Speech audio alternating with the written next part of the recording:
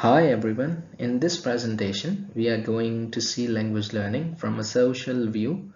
This moves the shift away from the mind and explains language learning as it happens in a social setting. They believe that language learning happens in a social setting through interaction between people.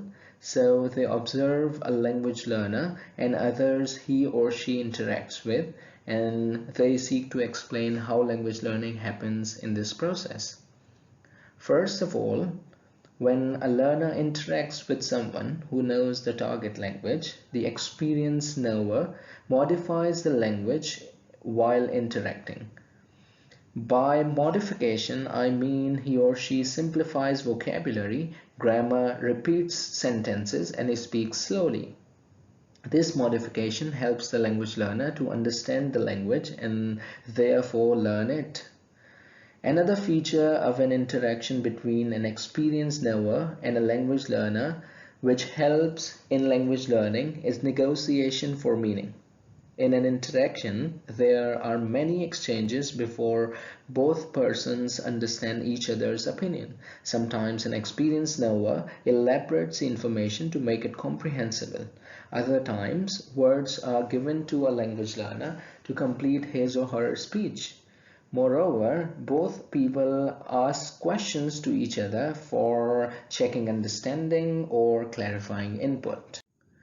Two concepts are central to this social language learning theory. The first is the scaffolding, which means the mediation between an experienced knower and the learner. Literally, scaffolding refers to this web of rods which is used to support a structure. Taking the same analogy, in order for the experienced knower to communicate with the learner, a process of mediation occurs where the knowledgeable person supports the learner through guidance to achieve the language learning goal. Initially, the learner depends on others and gradually takes on more responsibility.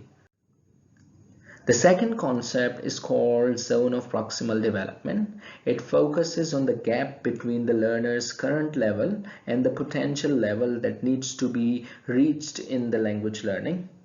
So there are three levels as depicted in the picture.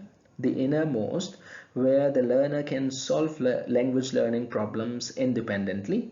The outermost, where the learners cannot solve language problems even with the assistance. The middle level is the zone of proximal development, where the teacher supports the learner to take him or her to the next level. So I'd like you to pause for a thought and think about why interaction is important in language lessons.